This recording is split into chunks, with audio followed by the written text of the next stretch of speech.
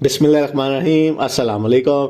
ये जी कंपनी की तरफ से एक इम्पॉर्टेंट अपडेट आई है कि वो लोग जिनको अपनी आईडी, पेरेंट आईडी, ईमेल याद नहीं है, जिसकी वजह से वो अब तक वेरिफिकेशन का प्रोसेस स्टार्ट नहीं कर पाए, उन्होंने क्या करना है। तो सबसे पहली चीज़ ये है कि जब आप नई वेबसाइट के ऊपर आते हैं तो आपने SRG यूज़र के लिंक को क्लिक करना है, आपने न्यू यूज़र को क्लिक नहीं करना।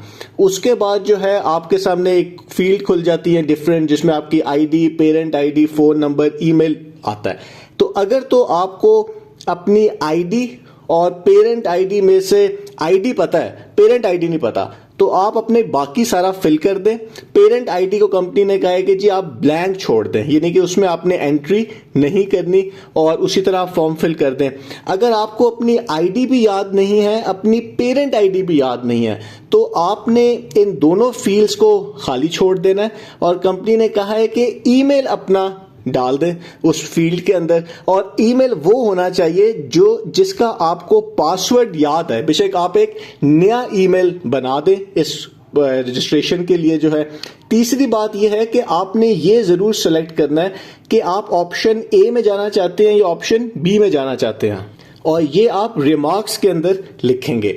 और अगर आपको जो रिमार्क्स वाला कॉलम है उसके अंदर आपने अपनी जो कोई कार कमेटी में आपने इन्वेस्टमेंट की थी उसका आप कोई रिकॉर्ड लिख देना चाहते हैं, कार कमेटी में हो गया एक्टिवेशन चार्जेस अगर आपने दिए हैं उसका कोई आप रिकॉर्ड देना चाहते हैं, किसी को आपने कोई आपका लेन देन था, कोई डॉलर आपने सेलिंग पे लगाए हुए थे, कोई सोल्ड किया हुआ था, किसी के साथ कोई डीलिंग थी, कोई भी आप चीज लिखना चाहते हैं जो कंपनी को आप इंफॉर्मेशन देना चाहते हैं, वो आपने रिमार्क्स के अंदर लिखना है।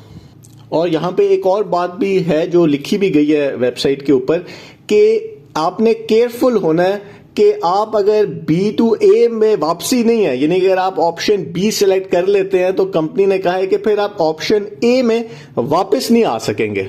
साथ ही एक और बात भी बताई गई है, बल्कि एक तरह से वार्निंग दी गई है कि काफी ग्रुप्स के अंदर, व्हाट्सएप ग्रुप्स के अंदर ये कहा गया है कि जी CEO साहब के नाम से कोई आईडी, फोन नंबर एंटर हो जाता है, क्योंकि हर एक तो उनका फोन नंबर पता भी नहीं है, और वो अपनी DP जो है वो CEO साहब की रख लेता है। तो इससे ये लगता है कि जी ये CEO साहब इस ग्रुप के अंदर एक्टिव हो गए हैं और वो उनके नाम से मैसेजेस भी हो रहे हैं। तो इससे कहा गया है कि आप लोग बच के रहें। इसी तरह सोशल मीडिया के ऊपर भी ये बड़ा आसान है, किसी की भी आप आईडी जो है वो बन सकते हैं।